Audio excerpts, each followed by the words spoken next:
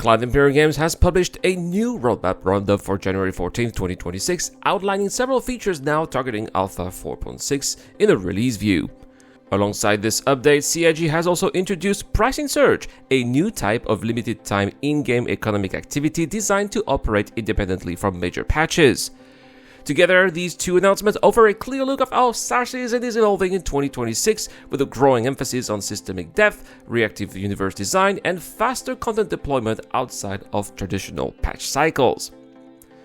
But first, let's talk about one of the most immediately noticeable features listed in Alpha 4.6, which is Cockpit Light Amplification, often referred to internally as LAMP.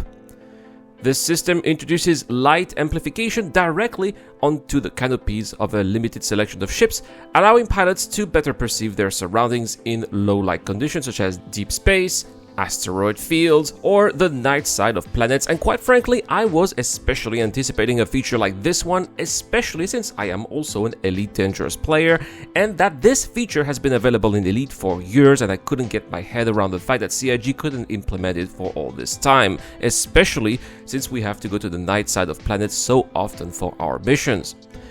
Anyway, so unlike standard ship headlights, this technology functions more like a visual enhancement layer, improving contrast and readability of the environment without dramatically altering the lighting conditions for other players.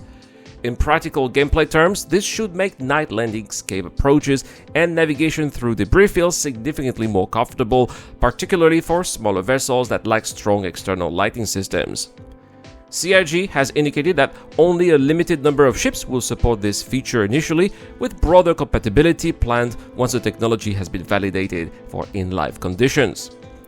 As far as I'm concerned, I wasn't able to experience it or any of the Alpha 4.6 features because the system has a bug and it will not copy my account into the PTU. It was already the case for Alpha 4.5 and I thought maybe it would be fixed in Alpha 4.6, but no, so I sent a message to the concierge technical support and I am still waiting for a reply. So if you've had this issue and managed to fix it, please tell me how you did that in the comment section down below. It would really help a lot and would greatly be appreciated.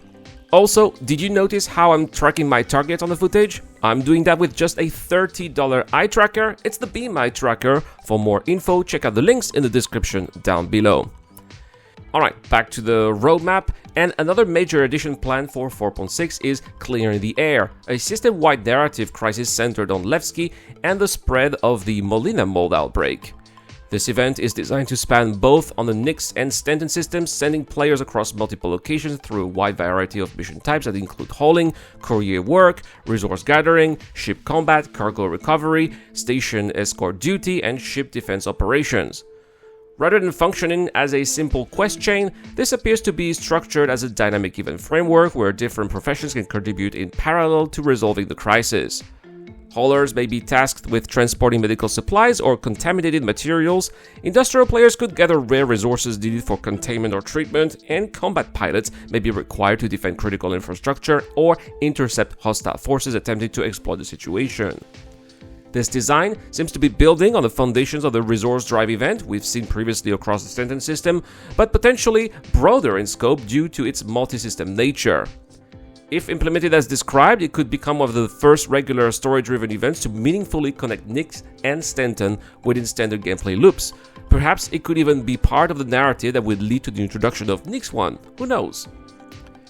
Resource-focused gameplay is also receiving attention through the addition of new resource gathering missions. These contracts expand the existing mission framework beyond traditional mining tasks and will require players to locate, collect, and deliver either raw materials, refined resources, or salvageable ship components for various in-universe corporations. This change integrates salvage more directly into the mission economy and gives refined materials a clearer functional purpose beyond commodity trading. For solo players, this should provide a more structured and guided industrial progression path, while organized groups may find new incentives to coordinate mining and salvage operations efficiently under formal contracts rather than relying solely on self-directed activity, although from what I have heard, it seems that selling directly what you gather is more profitable than doing the missions.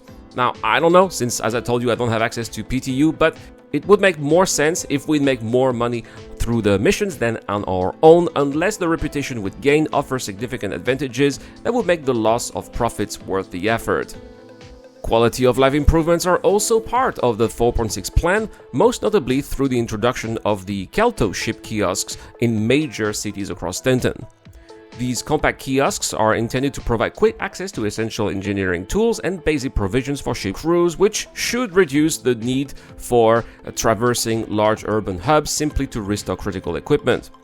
For multi-crew operations in particular, this could streamline pre-flight preparation and reduce downtime between missions. At the same time, the features helps reinforce Kelto as a recognizable corporate entity within the game's economy, as the brand's visibility has been rather low in the verse so far.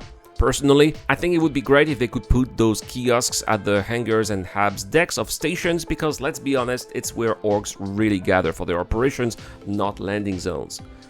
In addition to systemic gameplay features, CIG is also planning visual updates for a selection of weapons and equipment, including the Bearing P4, the FS9, the P6, the Greycat Max Lift Tractor Beam, the Cambio SRT, the Cure Life Paramed, and also the Reaper SMG.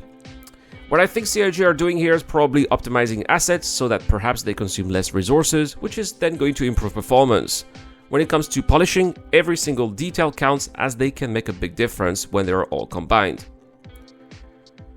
Alongside the roadmap update, CIG has unveiled Pricing Surge, a new form of dynamic content designed to operate directly within the live universe without requiring a full patch deployment.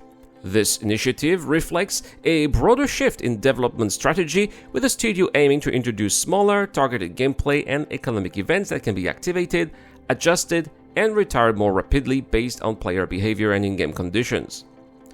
In its first implementation, Pricing Surge is driven by an oversupply of salvage Atlassium following an unusually high number of capital ship engagements.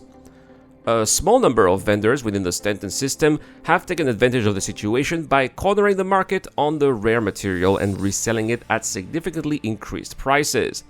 At the same time, these vendors are offering higher than average purchase prices for several other commodities, effectively creating temporarily high profit trade routes for players who are able to locate them and deliver the required goods. Delvin Scrap and Salvage is currently seeking Amiyoshi Plague, Arthurity Toxin, and Pitambu, while Brio's Breaker Yards is paying premium for Thermal Foam and Tungsten. Supplies are limited, and CIG has explicitly warned that competition for these profits is expected to be intense, both from legitimate traders and from less law-abiding players who may attempt to intercept valuable cargo in transit. Personally, with all the money exploits here, I don't think that a lot of people are going to be doing that. I mean, I know that a lot of people have hundreds of millions of credits in their accounts or billions of credits, so why bother doing that? Well, I guess we'll see if people really engage in that gameplay, but I think maybe a wipe would have been better before doing that. Anyway, by concentrating demand and profit potentially into specific locations and materials, Pricing Surge naturally creates localized hotspots for emergent gameplay, which means PvP in this case. Traders must weigh potential earnings against the increased risk of piracy, escorts may find renewed demand for their services, and of course criminal players gain predictable areas in which to hunt for high-value targets. Importantly, this situation is temporary by design, with CIG confirming that demand will fade as the in-game market stabilizes alongside the release of Alpha 4.6. Anyway, taking everything into account here, it seems that the latest roadmap update and the introduction of Pricing Surge highlight several clear development priorities for Star Citizen in 2026.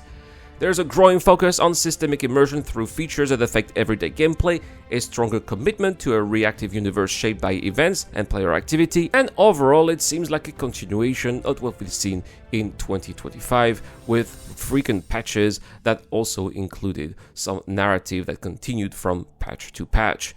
Anyway guys, that is all for this video. Let me know in the comment section down below what you think of this update here. Are you going to take part of this event? Do you think it's too much like a resource drive? And what about also price surge? Did you try it in 4.5? Do you think you're making enough money with that? Or do you just think it's not worth it? Let me know what you think in the comment section down below. Thank you so much for watching, guys. As always, a big shout out to my Patreon and YouTube members, including Dr. Frobin, Zero Crusher, Lucky to Ducker, Sogar Sassicius, and Shadow Rise. I've been Iran, and I'll see you guys in the next one.